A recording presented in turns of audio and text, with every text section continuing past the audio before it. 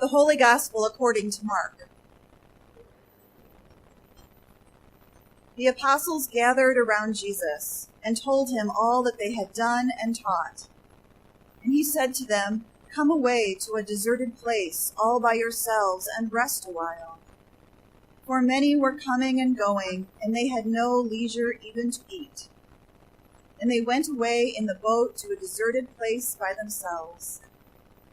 Now many saw them going and recognized them, and they hurried there on foot from all the towns and arrived ahead of them. And as he went ashore, he saw a great crowd and had compassion for them, because they were like sheep without a shepherd, and he began to teach them many things. When they had crossed over, they came to the land of Gennesaret and moored the boat. When they got out of the boat, people at once recognized him and rushed about that whole region and began to bring the sick on mats to wherever they heard he was. And wherever he went, into villages or cities or farms, they laid the sick in the marketplaces and begged him that they might touch even the fringe of his cloak, and all who touched it were healed. The Gospel of the Lord.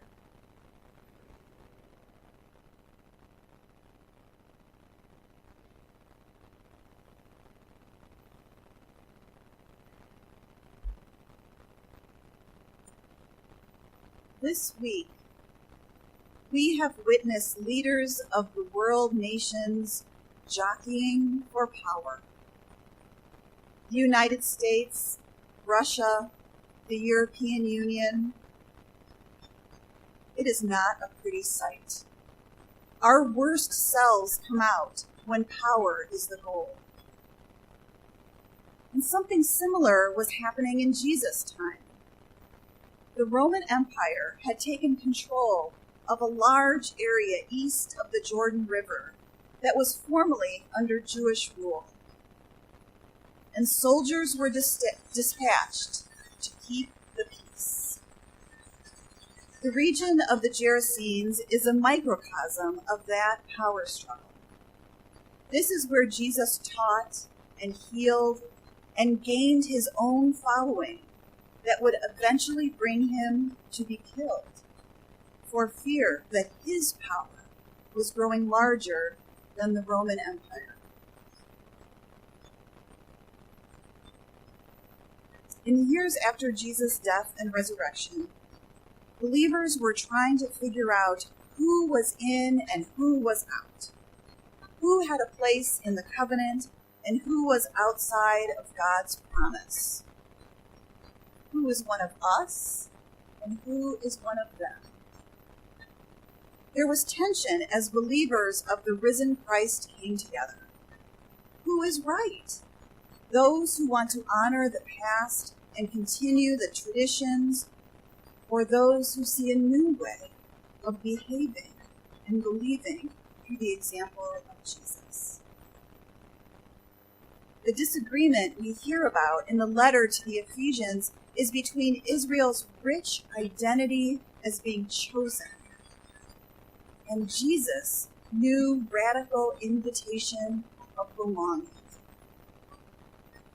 Being chosen implies that there are few who make the cut.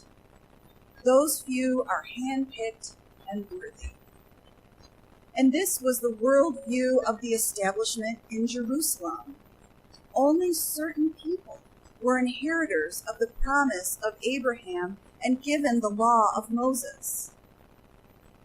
This belief system was so entrenched in the people that as believers of Christ began to gather, they used the old language and tradition to form themselves. And they quickly realized that this may not be the way. And thus began a 2,000-year debate, sometimes deadly, on who is in and who is out. We still believe that there is limited power and love and grace to go around. People think in terms of categories, divisions, and that helps us make sense of our world. Liberal or conservative, meat eater or vegetarian, pro-designated hitter or no designated hitter. After all, if we don't know who is wrong, how can we be assured that we are right? And yet, God's grace is the great unifier. There is no male or female, Jew or Greek, slave or free. There is only yes. God's yes to all creation. Through Jesus' life, death, and resurrection, those barriers do not exist. God's grace is for all. And yet, in our world, barriers exist. Jesus, who is the way, shows us the way past the divisions, breaking down the walls. Time after time, we hear stories of Jesus who had compassion for the crowd. He sees their wounds, their needs, and their grief. He reaches out to them and lets them reach out to him. Jesus' compassion becomes tangible grace. God's grace is for all. And many of us have known individual moments of grace. A positive doctor's report, narrowly missing an accident.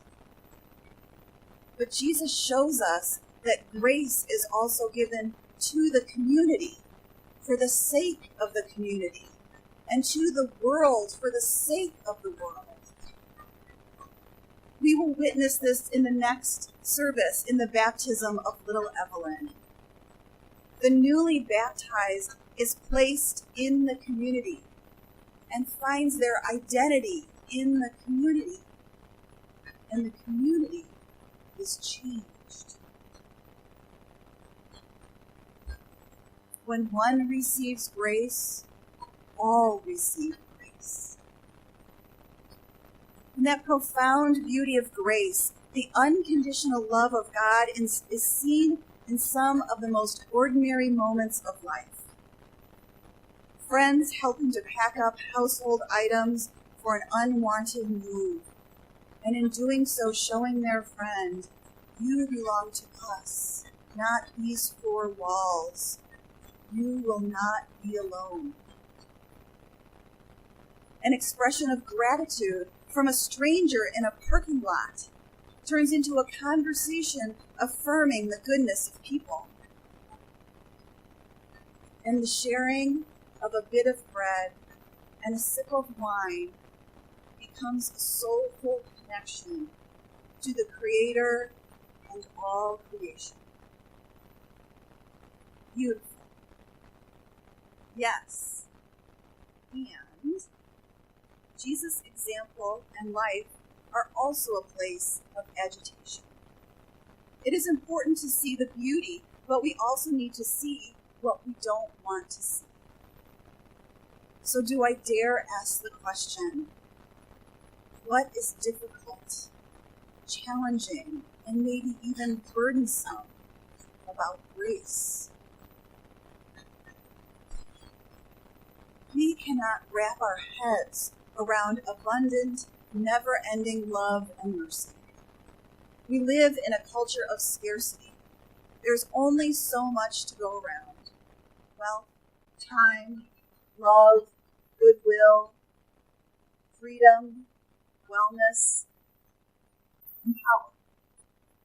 Yeah, sure, God loves everybody, but who is right? We have a hard time letting go of that question in our theology and in our world. When we look at our lives and the world, we describe the glass as either half full or half empty. And I would suggest that we are wrong either way. Because in God's economy, there is no glass. We are. We are good. We are made in the image of God. But we live as if that good will all go away. We fear that if we share our nation's wealth and resources with outsiders, there will be less for us. We fear that if we share our personal wealth, our time, our money, our forgiveness, our compassion, there will be less for me when I need it. Our fear makes us hold tight because trusting God's abundance is scary. In Star Wars, the Jedi Master Yoda says, "Train yourself to let go of everything you fear to lose." And our Master, Jesus, says, "When you lose your life for my sake in the gospel, you gain it." You gain it. We have circled back to what we have, life with God. We are citizens with the saints, members of the household of God. God, through Jesus and the Holy Spirit, does not engage in the struggle for power like the leaders of this world. God is not concerned with either or. God's love is for the purpose of reconciliation. We are the recipients of God's radical generosity at the font and at the table. We, everybody, no power struggles, no insiders, no outsiders. And in receiving, we become the tangible grace that God will use for the sake of the world. Amen.